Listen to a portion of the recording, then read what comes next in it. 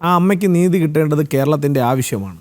അവിടെ ഈ ചില ബുദ്ധിജീവികൾ പറഞ്ഞു വെക്കുന്നത് പോലെ ജാതിയും മതവും വർഗവും വർണ്ണവും അയാളുടെ രാഷ്ട്രീയവും ഈ തെറ്റിന് കൂട്ടുനിന്ന ആ ചെറുപ്പക്കാരനെ കൊലയ്ക്ക് കൊടുക്കാൻ കൂട്ടുനിന്ന ഏതൊരാളുടെയും അയാളുടെ ജാതിയോ മതമോ രാഷ്ട്രീയമോ ഒരു കാരണവശാലും പരിഗണിച്ചുകൊണ്ടാവരുത്. അദ്ദേഹത്തിന് മാതൃകാപരമായിട്ടുള്ള ശിക്ഷ ഉണ്ടാവണം. അത് വാങ്ങിക്കൊടുക്കാൻ ഒരു സർക്കാരിന് സാധിക്കുന്നില്ല എങ്കിൽ അവിടെ ജനങ്ങളെ അണിനിരത്തിക്കൊണ്ട് ജനാധിപത്യത്തിൻ്റേതായിട്ടുള്ള ഒരു വലിയ പോരാട്ടം നയിക്കേണ്ടി വരും.